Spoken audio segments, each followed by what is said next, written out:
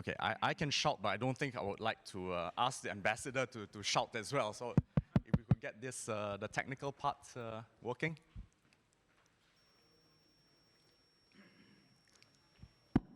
Ah, there we go. Okay, so firstly, a very warm welcome to everyone, and thank you for braving the elements to come here. I'm really glad that, you know, this is a full house again. For those of you who are here for the first time, we are at an SDG Innovate event. This is the third event that's being held. And if you're not aware of it, SDG is a joint effort between the UNDP as well as SGInnovate to promote global sustainable development. And we hope to bring together a whole ecosystem of leaders, innovators, investors, to come together and sort of have open dialogues and discussions around very specific topics that support this global sustainability efforts. Today, we are very honored to work together with the Royal Danish Embassy to bring to you this panel. And we have the honor of having Her Excellency, Ambassador Dorte, to actually be part of this panel and to share with you some of her experiences and her opinions on science and technology and sustainability. I've been told not to say too many words because I'm not the key. So with that, I would like to hand the time over to Ambassador to say a few words before the start of the panel. Thank you very much.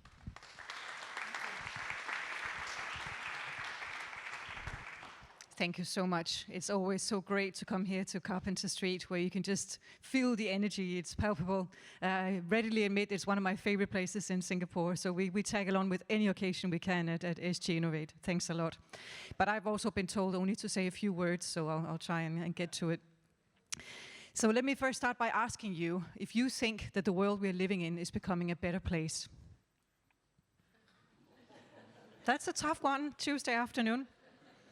Can we eradicate poverty? Can we halt climate change? Can we clean the oceans by 2030? Yes? We can, at least if you ask the leaders of the world, because they decided in 2015 that that was the task they set in front of themselves when they agreed on the UN Sustainable Development Goals. So they believe we can. The question is, how do we do it? And that's why we're having so many meetings around the SDGs here, and why I'm so happy to be part of this panel here today. Because actually, in many ways, it doesn't feel like we're on track. We are now 5 years into the cycle of this 15-year target period, and it feels like it's going backwards. At least to me it does. If you look at the data, it also would appear that in some areas we are going backwards, and it's not just a sensation that we have. So something has to be done. The first thing to note is we are actually building on a tremendous success here, because the previous goals we had at the UN system, the Millennium Development Goals from 2000 to 2015, they were an astounding success. The lead goal was to halve absolute poverty, and we didn't just do that, we exceeded it. We didn't go from 36% to 18% as imagined, we went to only 12%. But this was driven primarily by economic growth. In India and in China, it was driven by globalization and new supply chains. And that is something that the economy is very good at doing all by itself, without too much intervention and without too much collaboration. But the new Sustainable Development Goals, or new, the ones from 2015, they are much more complex, much more complex. They require for all of us to be mobilized, because these most complex problems in the world that we have defined in the 17 goals, such as climate change, the lack of food and potable water for the world's growing population, and the rapid urbanization, which puts strains on our resources, these are the kind of complex problems that cannot be dealt with by any one government, and which cannot be taken care of by economic growth alone. So here we really have to come up with thinking in a new way. I've looked into what Michael Porter has said about it, the business strategy guru, and he talks about shared value. Have you come across this expression, shared value? I think it's a good way to think about it, because it tells us that when we create social value and try and deliver on the goals, we at the same time strive for and set things up in a way where we deliver on economic value. Because unless we do that, things won't take off. things won't be scalable. We can have the best intentions in the world, but unless they also make economic sense, they won't be scalable. And that's why we're meeting here today and not just talking about it in the UN city or in Danish government offices. It demands partnership, and that's recognized in the goals themselves. SDG 17 talks about this partnership.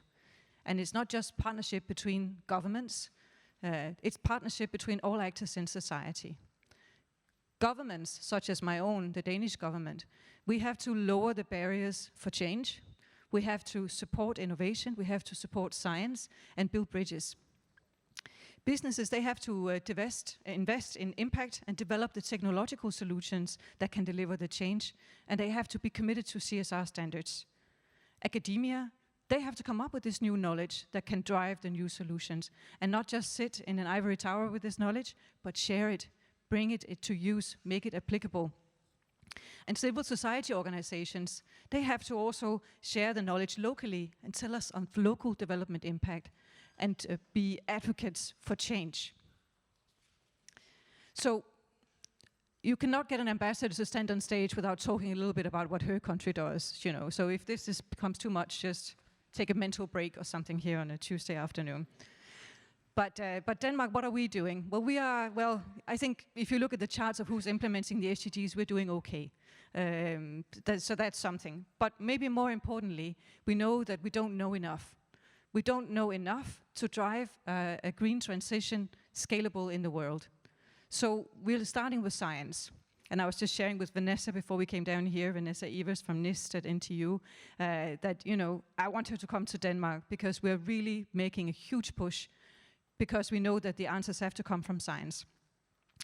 Last month, the Danish Parliament set aside more than 300 million Singapore dollars, the equivalent in Danish kroner, to support research in areas such as agricultural transformation, environmentally friendly transport, and sustainable cities. And that's for 2020 alone, because we know we have to have answers from science. We hope to be able to develop more climate-friendly agriculture, travel with less climate impact, and have even more green energy. Fundamentally, the solution to everything is renewable energy that is affordable. Everything else can be made possible if you have enough energy. You can have clean water, you can have enough food that's produced in a sustainable manner if you have enough energy. So we start with that. And this research that we are developing in Denmark and many other places like Singapore, it will not translate into action if there's also not political will and ambition. So just this last Friday the 6th of December, the Danish Parliament agreed on a new and binding climate action law. I think this is the first law in the world that makes it a legal obligation for the government to deliver a CO2 emission strategy. And we have committed to reduce 70% of our emissions by 2030 in accordance to the 1990 levels.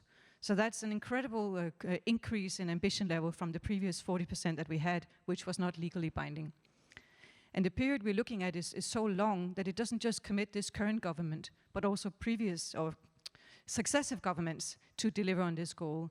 Every 5 years, they have to renew whether they are on track. And ultimately, a minister can lose his job and have to leave as minister if he doesn't deliver on this. He has to show that it can be done.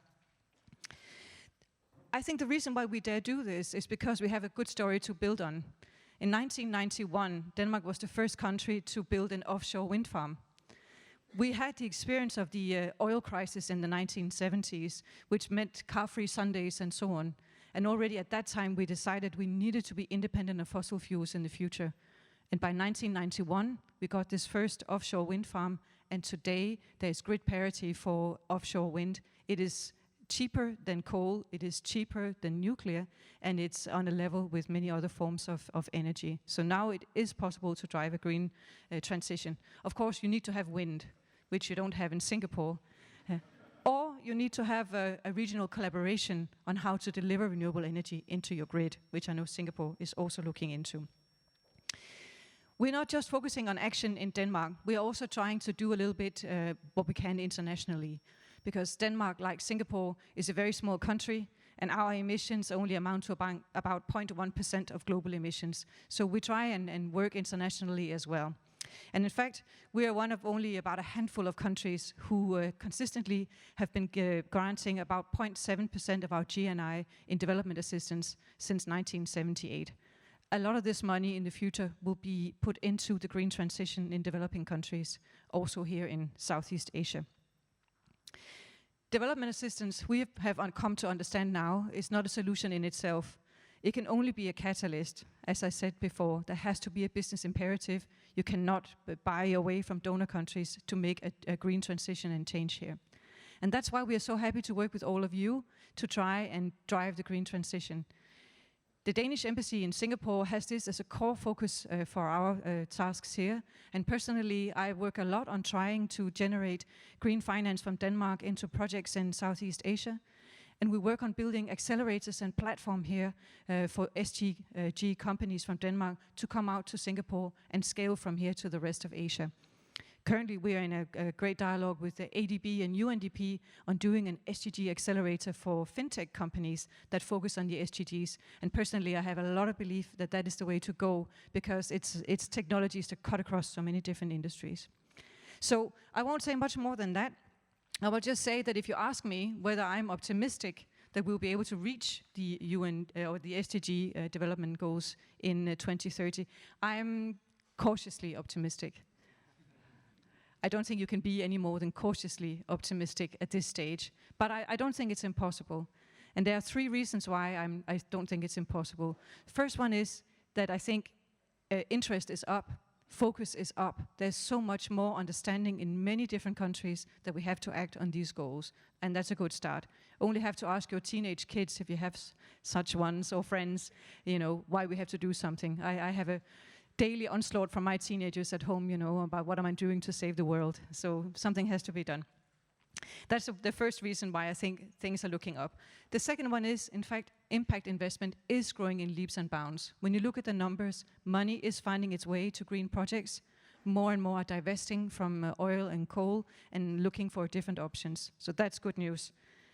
And the third one is that I'm just a great believer in science. And when great minds mobilize to try and come up with solutions, I'm just optimistic that they will succeed.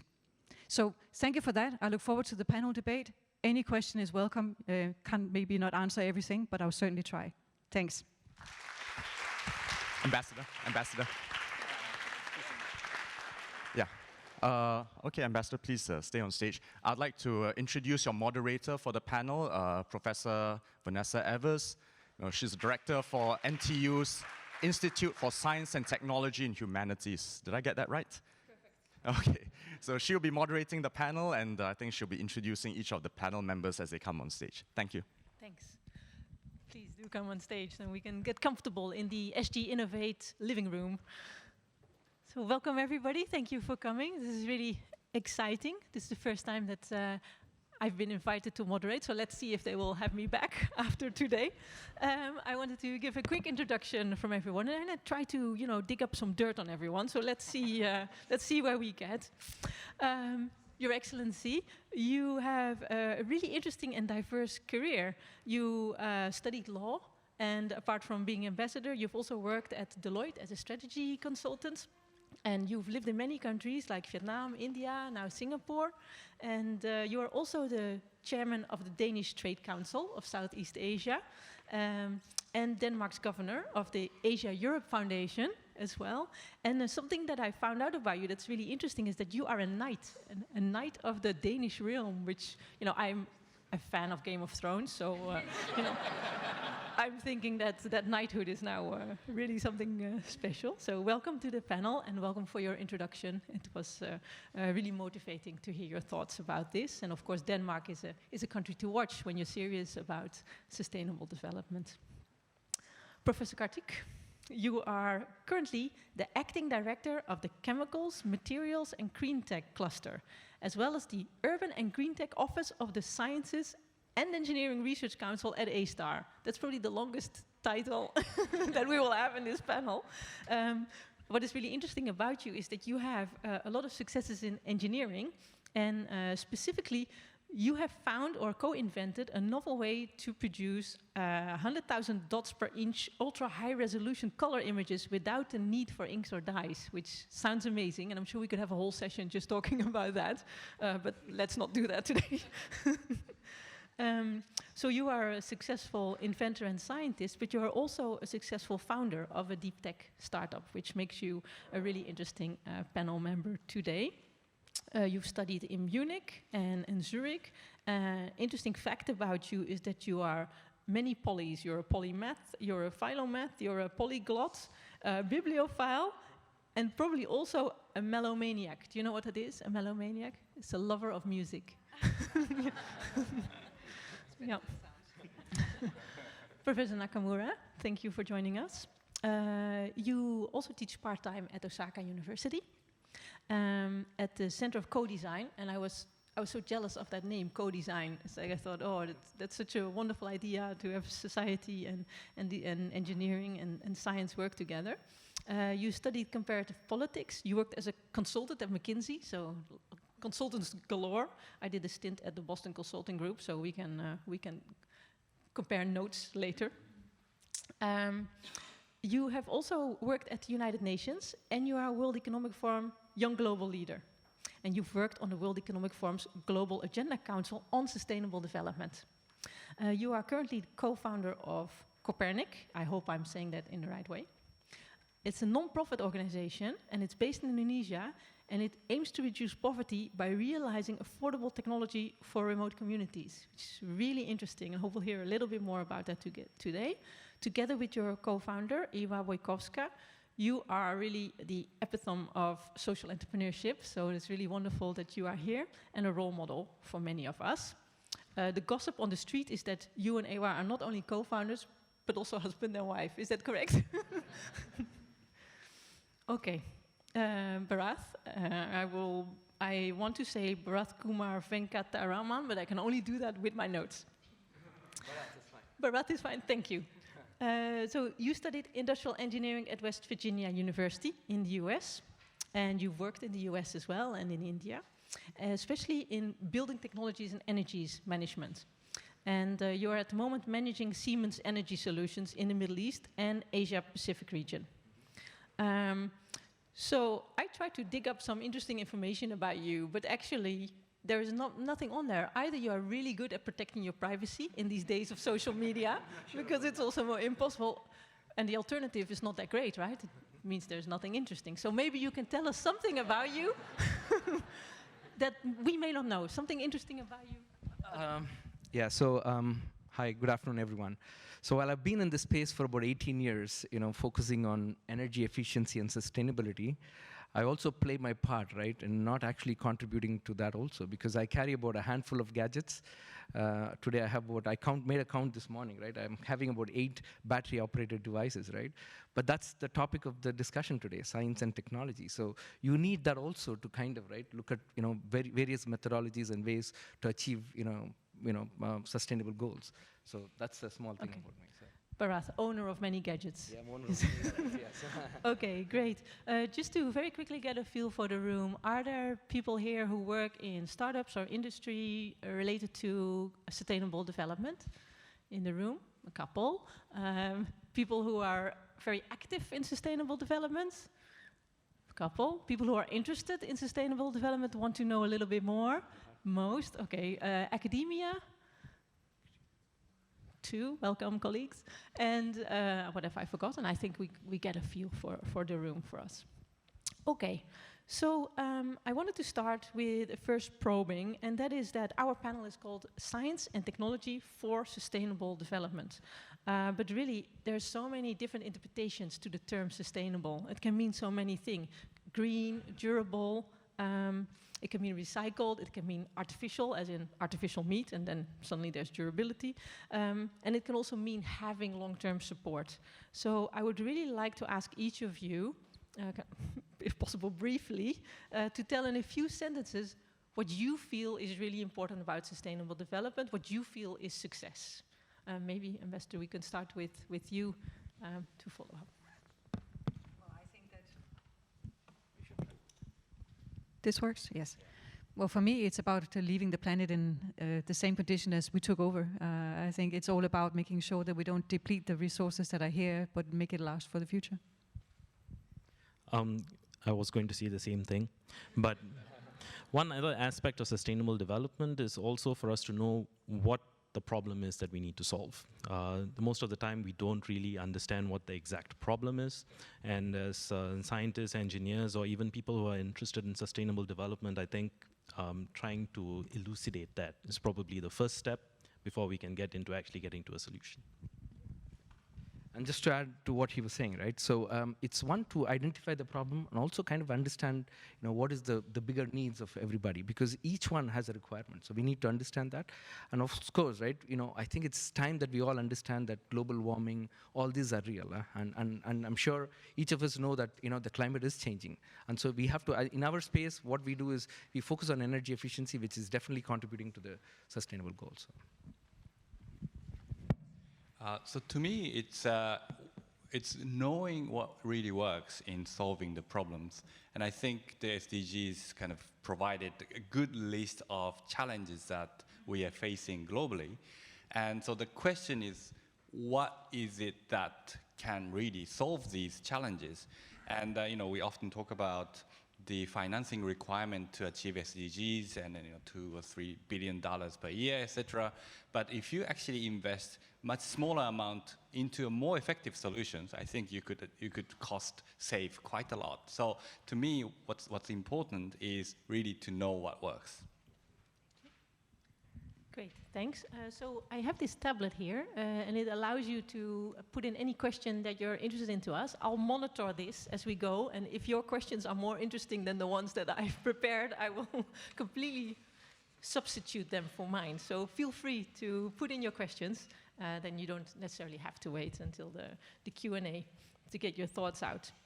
Okay, a second aspect I'd love to hear your thoughts about is the method towards sustainable development and ways to involve different stakeholders and especially people, societies.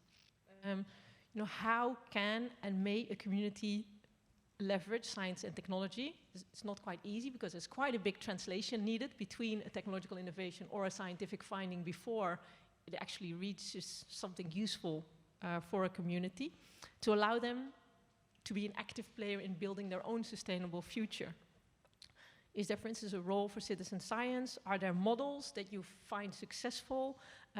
Are there experiences that you have that you could share with us about what and how to involve communities?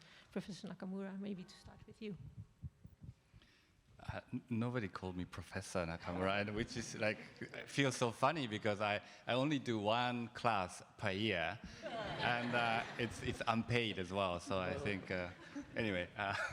So the role of the community, I think, is quite important.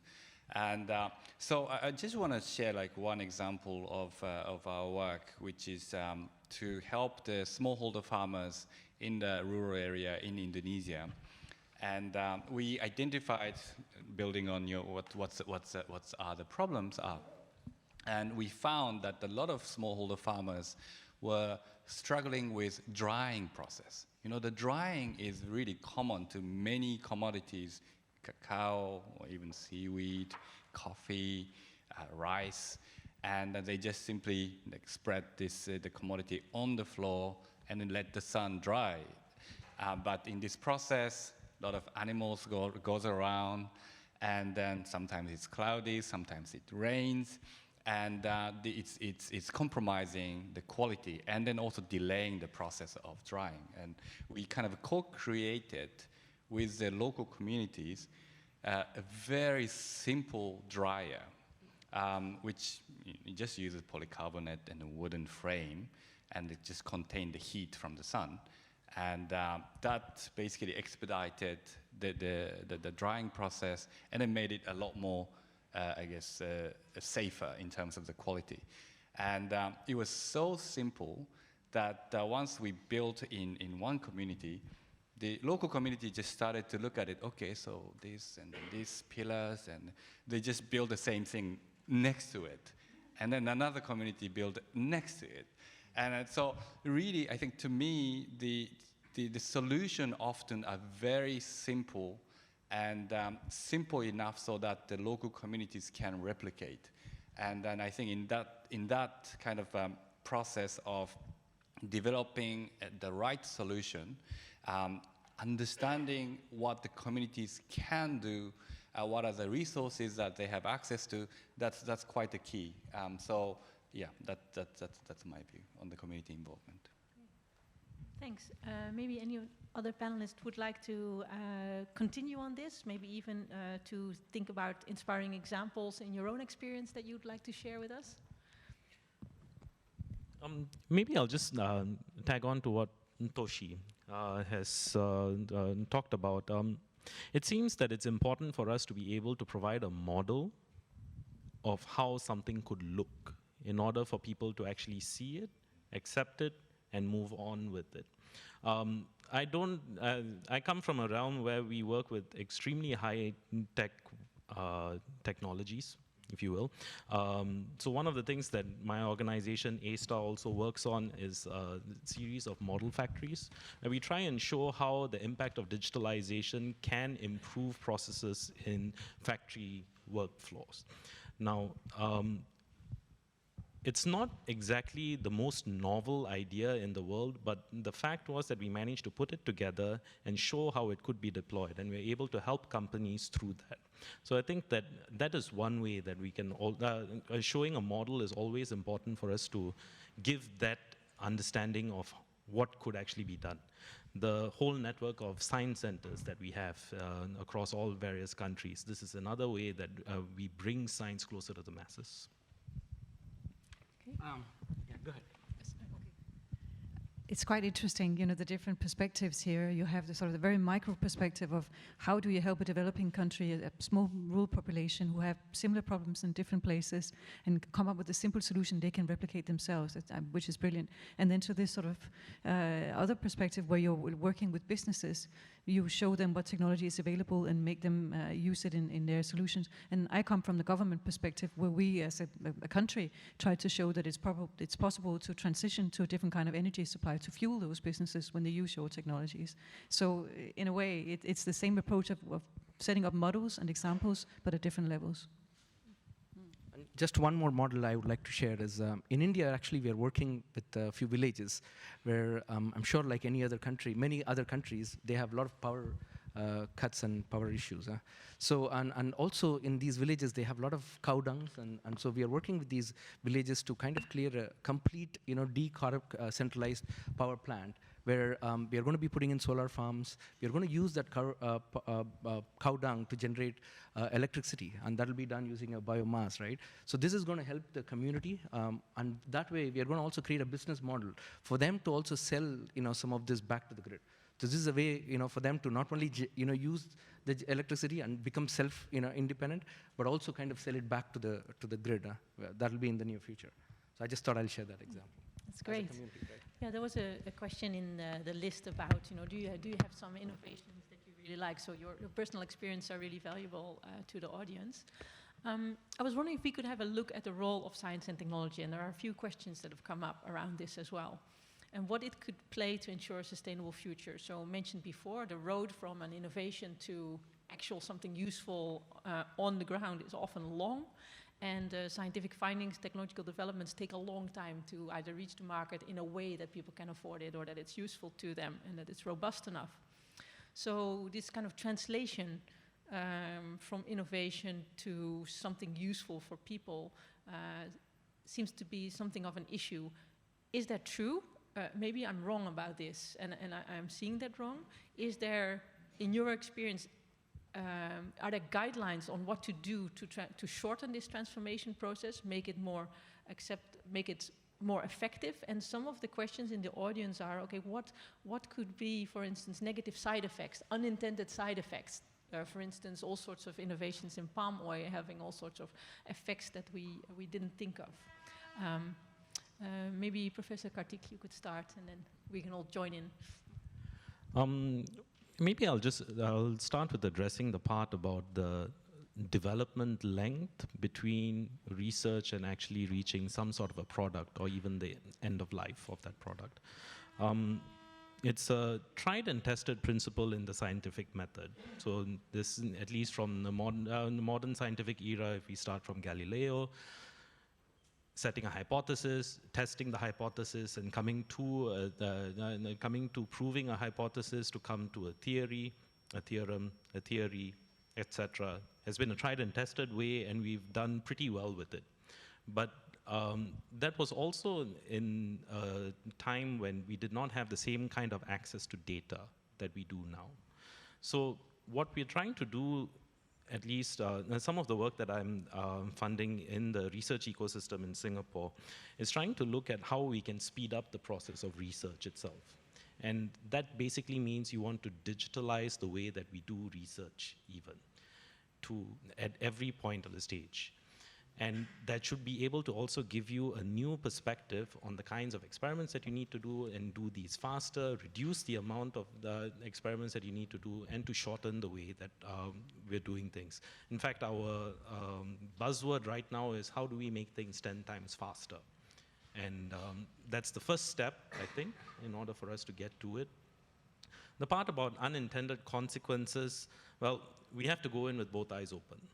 And at every point of time, we have to be able to take in different ideas and different viewpoints about the kind of work that we are doing before we move forward, and take everything as good inputs so that we can make the work better. Okay. Anybody else like to? So I would just say this from a business standpoint. It's kind of easy to kind of sell a product. I'm sure selling a product is much easier, but the business that we are into developing solutions, and it does take a lot of time, to kind of get from start to finish. So I have to admit, right, I've been living in Singapore for about 10 years. Singapore definitely does a fantastic job in trying to, really focus on a solution and come up with a good solution. And like I said, from an energy efficiency standpoint, they figured, where bulk of the efficiency is being utilized in a building, and they've really focused on it and kind of made the solution really, right, I have to say, really very good. The focus on data is there, so getting all of the data, analyzing it, and coming up with a solution, I think Singapore has done a fantastic job. We try to, of course, right, take this model and replicate it to other countries. It's not easy because, Singapore also, is in a place, right? It's hot and humid, it's tropical, right? You don't get to those kind of countries, when you go up north. So there is a challenge, but yes, typically it's a long cycle. We are using digitalization and data, right, to kind of shorten that process. There's actually a related question to that around the key challenges that Singapore is facing in this adoption of renewable energy solutions. So you were mentioning Singapore does a good job, but also solar and wind adoption, and for instance, the example of electric vehicles, it's not always that easy to then get them into society. See, I think that the challenge in Singapore is it's a small country, so getting solar farms, right, is not that easy to put in. So wind is also not that easy. So, but definitely Singapore is doing their part to kind of, try new things out. I know I just read an article where they've tried to put in a solar, right, on a water space. So they are trying, but it's not easy. Renewable energy, right, is catching up in Singapore, I would say. Please go ahead. So I want to respond to the other part of your question, which is the unintended consequence, which unfortunately I think we see that often. So 10 years ago when we started Copernic, we were so excited about a lot of simple technologies that are coming up and developed by a lot of startup companies. And one of the examples is solar light, right? So the decentralized way of connecting people to the lighting.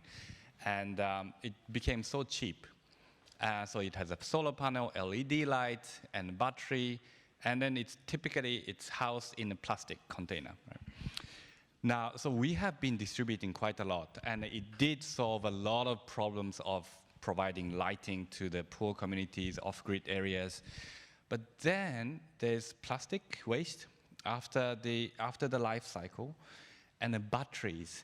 And in these remote locations especially, there's no system of waste management. So this waste just piles up. And we just simply didn't know what to do with this, right? And so I think that's kind of the real example that we have faced and we have kind of also contributed to. And I think that's also, this thing can happen in many other technologies.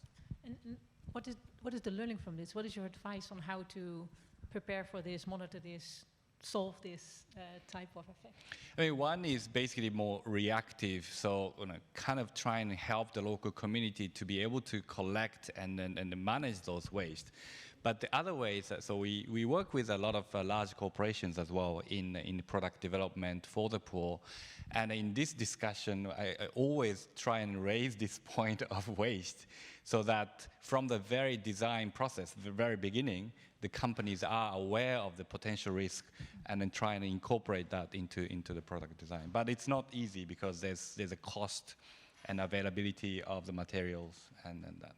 There are a few more questions from the audience around the processes. You've now explained this kind of post-analysis process of the solution and the impact on the societies and what change it brings. There are a couple of questions around kind of finding these solutions, like the dryer solution.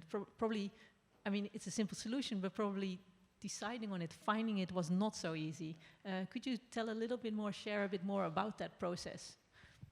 Yeah, so we have seen that the drying process with a lot of commodities, like actually farmers were struggling with. And so we had, and there was no obvious solutions yet. And luckily we had the very creative engineer within our team, and he was like, okay, why don't we just insulate a certain space? And then he was like looking at the shops and the suppliers nearby in the very remote areas, and he said, okay, I can get this, I can get that, and so started to design, and then so we kind of started to test that solution, and then so we had a few different prototypes, but eventually we kind of reached the stage where it seems to work, but this. Basically, testing process is exactly what you said. It's basically building on this science, the development of the science, and so we basically set the hypothesis, right? So by using this solar dryer, the farmers will be able to decrease the time required to dry certain commodities by X%, and so with this hypothesis, we basically test it, right? And so compared to the traditional way of drying, does it actually improve the speed? And but improving the speed itself is not enough. So we also looked at the quality of the resulting commodities by working with the third-party labs, and they open the cacao beans and say, okay, this is fine, this is not fine, and we kind of compare the ratio of the traditional ratio of good quality cacao beans under the traditional drying versus the different way of drying. So this kind of experimentation and then somehow, I guess, scientific, although we are very intentional about leanness. We don't want to have like 1,000 sample size. We want to have like often 2 or 3 or 4. But we learned so much from this very simple rudimentary experiment, and then we can use that to improve these early stage solutions. So that's how we try to do things. Okay, interesting. Thanks for sharing that. So it's like in a way, the classical inventing and empirical fact-finding, but really in the context of where it's used. Yes, it's in the field. We get our hands dirty, and then trying to get the data as well. Thanks. Another question is related to this. Your Excellency, it's about how to bridge the gap between the science and technology solutions toward those who are in power, for instance, governments, political bodies. Would you have some insights to share on that? Well, I think first and foremost, the goal setting is important. And as I talked about, the UN Sustainable Development Goals is a very important framework to drive these developments. We have a clear idea about where we want to go. And that is a huge benefit. But then how to translate the technological solutions that come out into scalable solutions for the world, that's the tough part. But I think in the last 5 years, a lot of progress has been made. Impact investment is the most important factor in my mind driving this. This is not just governments, but companies saying our consumers in the future don't want to buy products that are produced in a way that is not sustainable or using bonded labor, etc. We can't accept it because we can't sell our products, we can't get talents, we can't survive as a company if we have those practices. And so the investors say, well, then we don't want to invest in you. That is the most important catalyst. Governments also are important catalysts because they can set the framework conditions in order to make the solution scalable. So I think a lot is happening there. Okay, thank you. So I'll move towards the last discussion point. There are some questions related to it too, and then we can open the floor up for discussion. So we are kind of used to looking toward engineering to solve a problem. We'll have a problem and we'll run to the nearest engineer and go, you know, make it for me. And these are things like infrastructure, access to food and water, communication technology, logistics. But I mean, we're all figuring out that actually it needs a much more holistic view to solve a problem really. And you really need people from very different backgrounds to work together. And also the solutions and the problems that the panel has described show that, how you need different people really to work together. So I think we would love to hear more about your experience on the type of unusual connections that we may not have thought of that are really necessary, in your opinion, to get to solving these difficult questions and how that could be realized. Maybe Bharath, you would like to start? So that's a very interesting question. So can you hear me? It sounds okay, but you try this. Hello? Yeah. So see, in our organization, I'm going to relate this to the business that I am from. So we deal with building energy and efficiency. So a lot of times, right, you know, when you get into, you know, the goals, each in a company, there are a lot of people who have, you know, various stakeholders, and their requirements are definitely different. So if you look at the CFOs and in a company, they have the CSR goals. But as you come down the chain and you go to the ground level and you get to the people, you know, and you want to get your hands dirty, right? There you see that their goals is to, you know, operate a building more, you know, they want to make sure that the occupant comfort is satisfied. For them, energy is not their number one priority, if you really think about it. So as we go about doing this solution, we have to now deal with all these stakeholders and understand what are their, you know, KPIs. Like I said, you know, at the top level, it's CSR. At mid-level, they would just say, hey, 10% reduction in energy, right? And at somewhere in between, you would say that some of them are interested in CO2 emissions. At the ground level, they would say, hey, you know what, we've been getting a lot of occupant comforts, issues, and other stuff. So what we do is we work with them. These are the unusual, right, you know, problems that we face, and we have to solve all these stakeholders' problems. Because if you only focus on the top, sometimes, right, the people on the ground may not be supportive of the solution. So it's very important that you kind of attack and address all of these problems. You may not get the perfect solution. I always say this, right? The best solution may not be the best business solution because you may not have gotten all of the stakeholders, right, aligned. So you have to compromise a little. I would say near optimal solution is the best one. So we kind of put a near optimal solution that is more financially attractive to the top level, and also it can address all of the issues, right, at the ground level also. So that's how we go about doing the business. Okay. I hope I answered that. I'm not sure if someone wants to add to this, and if you do, there are also two questions around the financial aspects around it, the role of economy and finance. Maybe before we get to the economy and finance part, I just wanted to touch on what Bharath was also talking about.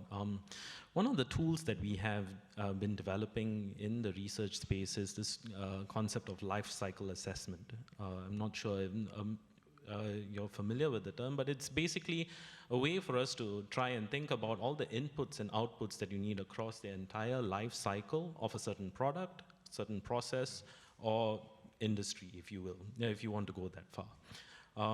So thinking about what Toshi was talking about, if we had done a proper life cycle assessment to think about the materials that you're putting into those LED and solar lights, we could have maybe thought about a way to put in certain polymers that could degrade on their own at the same lifetime that you have for the rest of the equipment that you have, which would make things a lot easier, make things a lot better.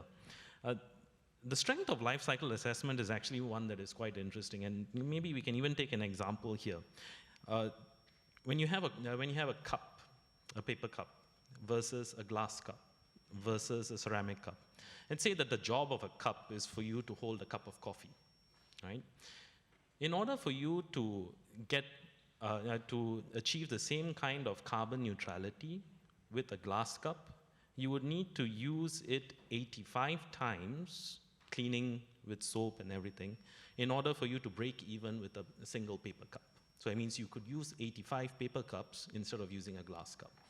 And when it goes to a ceramic cup, you would have to use it, you could use it about 145 times. So you also have to take into account that in those 85 times or 145 times, you don't really want to break the cup in between. And that could also be something that you would want to think about inside it. But given a certain concept, if we were sitting here as we are sitting here, if the cups are not going to be cleaned after this, maybe it's just better for you to use a paper cup. But this is the strength of what you could use life cycle analysis and life cycle assessment for, to make certain decisions on what you would actually want to make. Well, maybe just a short perspective. You asked about unusual connections and who we should talk to, not just the engineer. And I guess my starting point is that science will push the boundaries for what we can do, but it doesn't tell us what we should do. And therefore, it's very important to also engage with people from philosophy, from humanities, and think about what is the impact of the choices that we make. And I think the model you're talking about can be applied across and not just be a sort of scientific rigor, but also be something about how do we employ all the other social sciences and all the other fields into our decision basis. So I think in this kind of technology and science, we do talk about, and then there's a huge role for startup companies, investors. So this kind of private sector, vibrant private sector is always talked about, but I think there's less sexy and then equally important partner is the government. And some of the solutions that is coming out of this lot of scientific endeavor need to be scaled up by the government. Like I always think about these two examples. One is the vaccination, which is it's really important and played a key role in improving the health conditions of billions of people, and that is financed typically by the public funding. And without that, it would have been so difficult to reach everybody. And the other example, which is often mentioned in a recent discussion around the Nobel Economic Prize, is the deworming. So we have seen and we have learned about the deworming exercise that is started in India as an experiment, got the very positive result from the randomized controlled trial, and then replicated in many other countries with the funding of the government. Right? And I think that is like sometimes and often kind of not very much talked about, but I think government remains really the key and important actor in this area. Thanks. There are a couple of questions left that will probably come up in the discussion, but maybe I'll just throw out a few and then we can do a last round and you can address the ones that you feel most comfortable about or that you really have something to say about. There are a couple of questions about the role of nuclear energy. To think about that. There are a couple of questions about creating value, the type of business processes that would be needed to support this. There are also two questions around how do you convince the non-believers? Because we're sitting here in a room of people who are all convinced, but actually there are many people who are not, and also some very important people who are not convinced. So there might be something about that. There's also, I would say, three questions around the role of a government, the role of Singapore in the global context. How to bring together those parties that may not come together and what could be done from here, whether Singapore could or should play a role in there. So these are a few, and hopefully the rest will come up in our discussion. So maybe we can do a last round and you can pick something you really want to talk about as we close. Otherwise, I'll just answer Maybe them. I'll pick the first part that you mentioned about nuclear. I think nuclear energy is something that we have to definitely keep an eye on in terms of how it can be deployed. The successive generations of nuclear technology have become better and better, and it will someday, I hope, be something that we will also be able to deploy in more places. But the safety factors that we need to take into account for nuclear right now are just a little bit too much to stomach. But I think that eventually, with enough research and enough development into the space, we will be able to get to it. So that was just the part about nuclear. Great. Just to stay on the topic of nuclear energy, if you want to talk about something else, well, in Denmark, long ago we had a decision not to have nuclear energy in Denmark, which is still the policy that we have there. But I think scientifically there's an understanding also in the Danish academic environment that, of course, nuclear fission is the holy grail solution to everything, and you can't stop looking at that because we currently don't support that policy-wise in Denmark. There is several Danish companies working in the nuclear space, including some who are looking to deploy nuclear solutions based on thorium and salt in Asia before too long.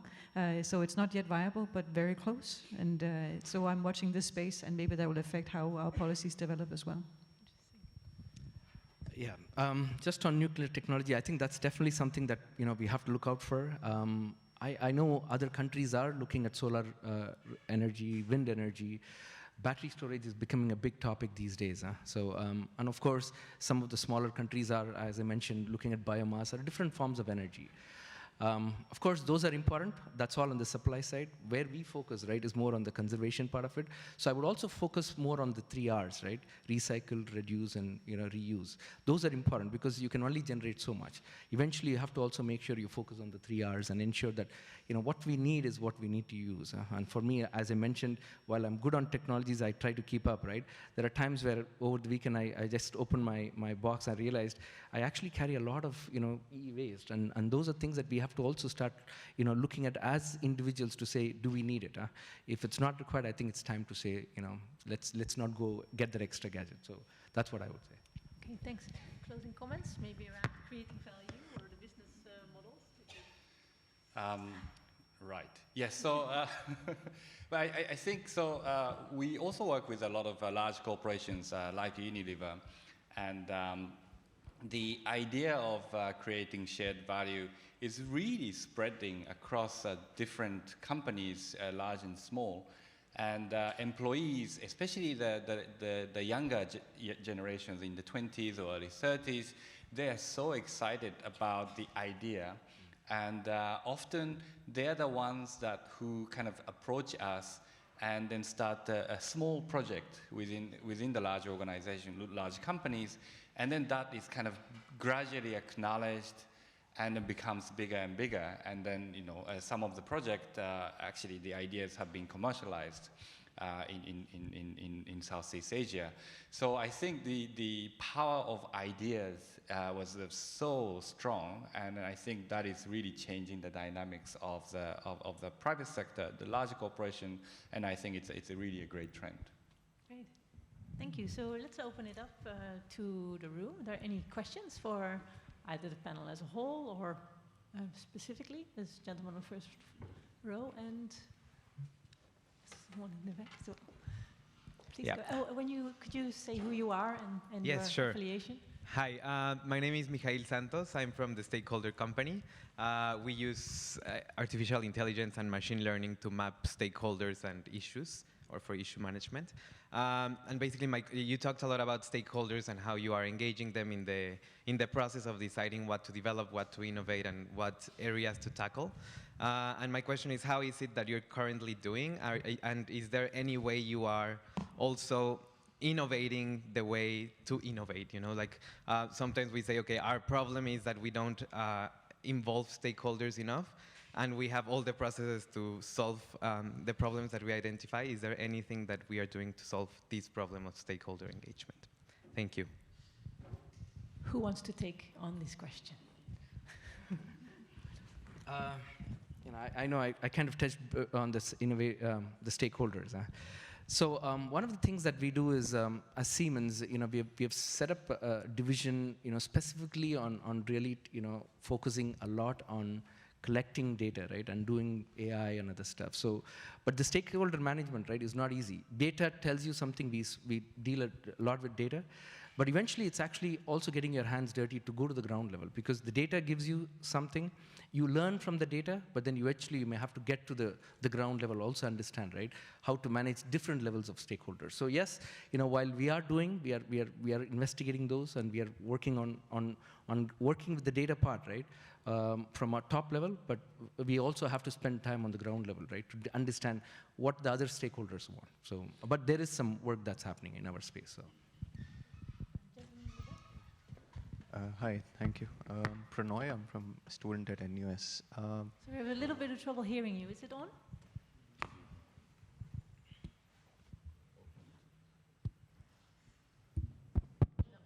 Yeah, can you hear me?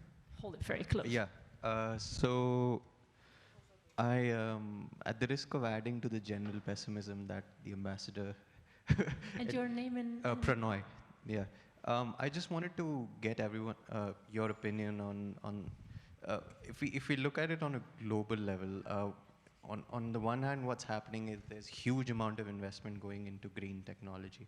But at the other end, we also have the likes of, let's say Saudi Aramco getting the biggest IPO ever. So how do you guys who are in this field see these developments? What is happening, and how can we as lay people make sense of these developments? And sorry, I missed the exact development. Sorry, I could. So, for example, on one hand, we have huge amount of investment in green tech. On the other hand, we also have huge amount of investment in conventional fossil fuels. So, Saudi Aramco had its biggest IPO in the green history. tech, fossil fuels. Yes. So, if I may ask the panel, how do they see these developments happening? And what should we as lay people take away from these developments? And secondly, Professor Karthik, I just wanted to know, because you're in the high-tech field,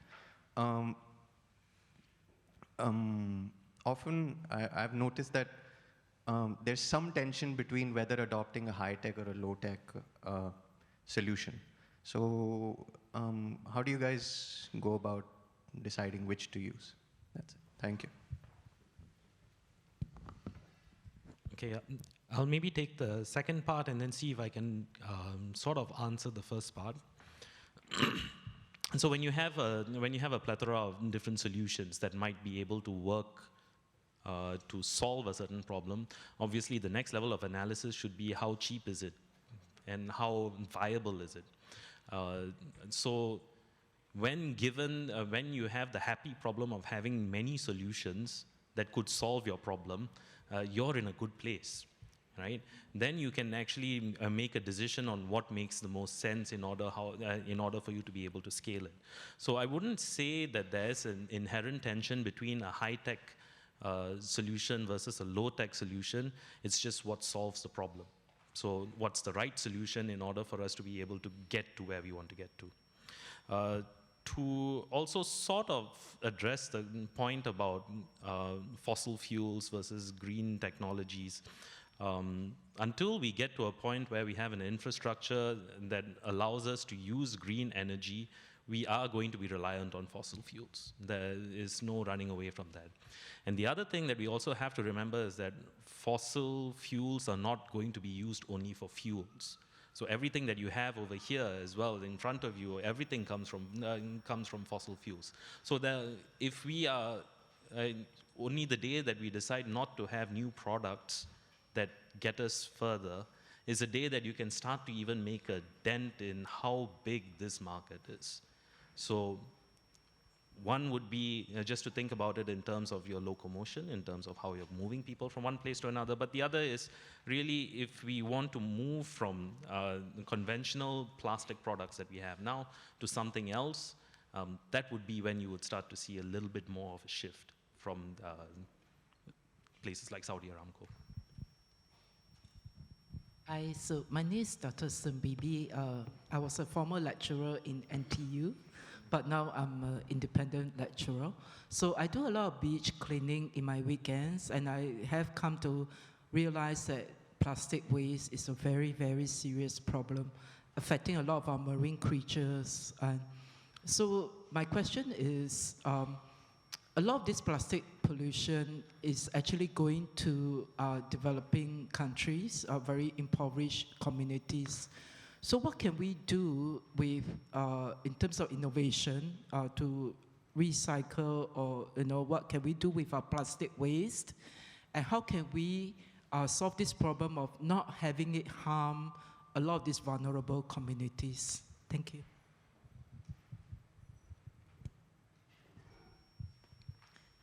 I don't think there's any one solution or an easy solution to that, but at least I saw some optimistic news from India, where they are transferring plastic waste into a new tarmac for roads. So they have around 21,000 kilometers of plastic roads now in India, and this is a big country, so if they carry on at that rate, then they will use a lot of this plastic in a sustainable manner, hopefully.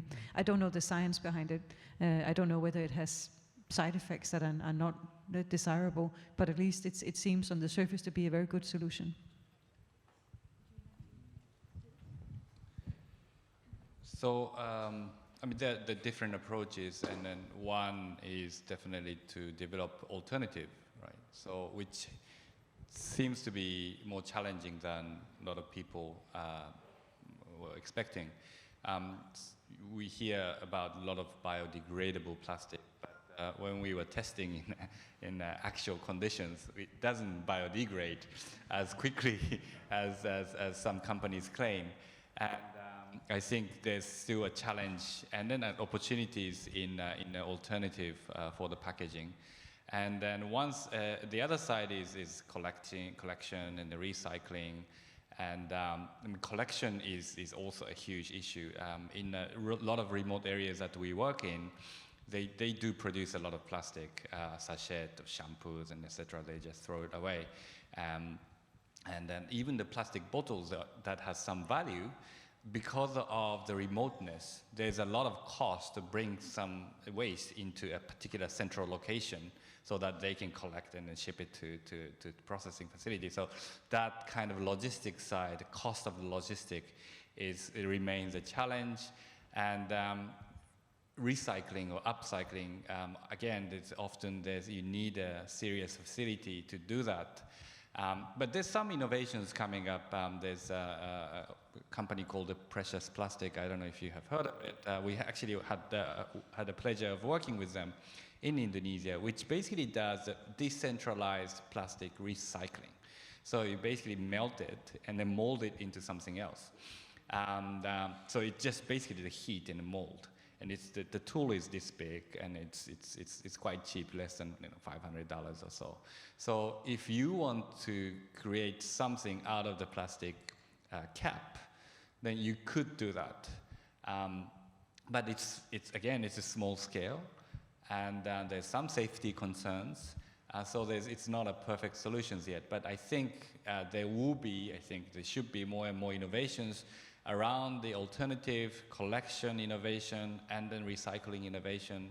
I think these things something that maybe some of you from the audience may be working on or will be working on. Thanks. I just wanted to also add, because I think we have all of quite a technical background and public policy background, is the behavior aspect. You really need social scientists, because a lot of this is behavior changing us. And the example I love is about, people don't wash their hands after they go to the bathroom, and then all sorts of horrible things happen because of that. And one of the studies that I love, that I always use as example, is this study where they just put stickers of eyes on the wall in the bathroom. And, it goes up 120%. People start washing their hands just because of this feeling that someone's watching them. So there's a lot that we can probably also do there. There was one last question in the audience that we can address. Hi, Ken Hickson's my name. Very good moderator, by the way. You should do this more often. You do it very well. And a very good ambassador, of course, as well. And the men are okay.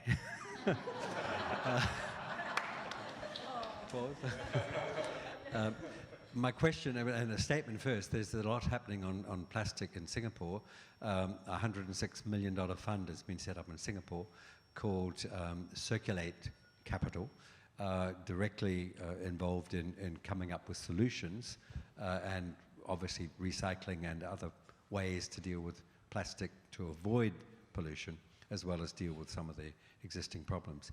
And I suppose at the beginning, when you were talking about the importance of the 17 Sustainable Development Goals, I think I'd like to ask the panel, and maybe you can all make a quick comment on it, how important it is to collaborate and produce partnerships, which is number 17. And while all the goals are, I think, equally important, I think the last one is probably most important, because we're not seeing enough examples of where there is collaboration, and whether it's NGOs, whether it's governments, whether it's industry, whether it's universities, I think there's a need for greater collaboration. Because if we're going to solve the problems of climate change and sustainability, we really need to do it in a coordinated, well-managed, collaborative way. So I'd just like to know, do you have any examples, every panel member, of where you are seeing examples of collaboration and partnership to achieve the goals? Last round of inspiring models from your experience. I'll take that on. So the project that I explained in India is a perfect example actually for collaboration, because that's being driven by the government, by the university, and also by an NGO.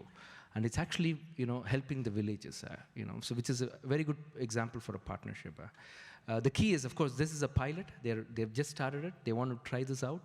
They want to also, in this whole process, see if there is a revenue model helping the villagers out. Because, it's all great, right, from a business model, but what are the people, who are going to be using it, right, getting eventually? So they're testing it out. I think it's a good start. A lot depends how that's going to come out, right? We will know that in the next year, maybe. So, but that's a very good example for a partnership. In terms of public-private partnerships, I think that there have been several very interesting, very large examples as well all around the world. One part where I think collaboration would be enhanced or would be very useful for us to enhance in is collaboration between the thoughts around technology and the thoughts around economics. And so a real techno-economic analysis, if you will, of how you can actually deploy certain technologies in a way that the market would be able to take it up. Yeah, so everything we do is in partnership with many organizations, many entities. So typically, when we work with the large corporations, that they provide technology, they provide finance, they provide the human resources, and there's a local communities who basically provide a lot of feedback on the technologies that they are developing. And we also bring in the local leaders, village leaders, local government, to basically endorse all these experimentation processes on the ground, and then organizations like us trying to facilitate this partnership. So I think that is just one of the examples, but I think that is really powerful. Different organizations bringing a different expertise and strengths, and I think that's a way to go. Your Excellency, would you like to close this off with your view? Oh, thank you very much. And I just wanted to say thanks for Ken for asking that question, because that was pretty much what I was trying to say in the beginning, that we have to work together. We come from different perspectives. And I think that this dialogue today showed exactly that even though we are addressing the same questions, we come at it from different angles. And we kept sort of expanding and building on each other's statements here. And when we work together, we can close the loop and come out with the solutions. But it's not going to be easy. So we have to continue to have the ambitions held high and work together on this. I fully realize that Denmark, as a very small country, cannot change the world alone. Neither can Singapore or the other countries that you might be representing here. But if we work together, I really think that we can do it, and the direction is set. Thank you very much. That sounds like a nice closing vision for the future. So with that, we will close the panel session, and then there is a networking opportunity, right? Yes. Thank you very much.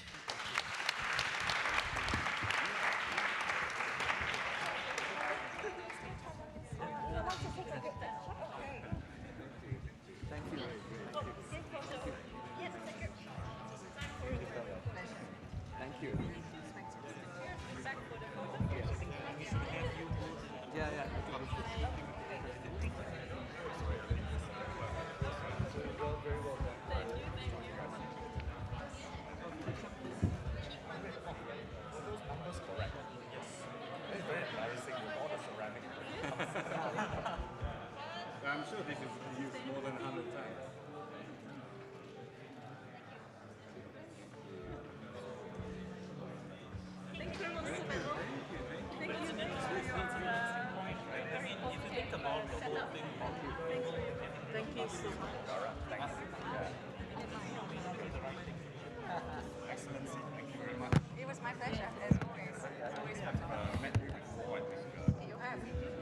That's right.